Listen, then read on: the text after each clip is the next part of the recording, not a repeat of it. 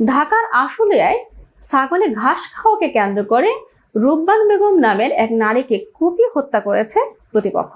ঘটনার পর থেকে অভিযুক্ত আলিয়া সরকার পলাতক রয়েছে।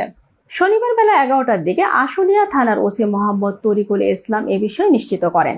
এর আগে শুক্রবার দুপুরে রাজধানী পঙ্গু হাসপাতালে চিকিৎসাধীন অবস্থায় ওই নারী মারা যায়। নিহত রূপবান বেগম আশুলিয়ার তাজপুর এলাকার জয়নাল সরকারের স্ত্রী। অভিযুক্ত আলিয়া সরকার ওই এলাকার মৃত সুলতান সরকারের ছেলে।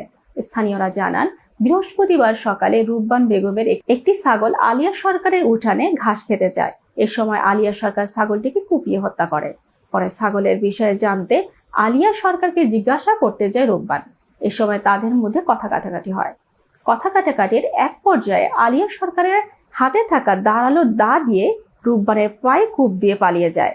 এ সময় তার চিৎকারে আশেপাশের লোকজন এগিয়ে এসে তাকে উদ্ধার করে ঢাকার পঙ্গু হাসপাতালে ভর্তি করেন। সেখানে চিকিৎসাধীন অবস্থায় শুক্রবার দুপুরে মারা যান তিনি। এই বিষয়ে জানতে জামগড়া পুলিশ ফাঁড়ির এসআই আবু তালিবের সঙ্গে মুঠোফোনে যোগাযোগ করা হলে তিনি জানান, ঘটনার মামলা হয়েছে শুনেছি, এছাড়া আর কিছুই জানি না।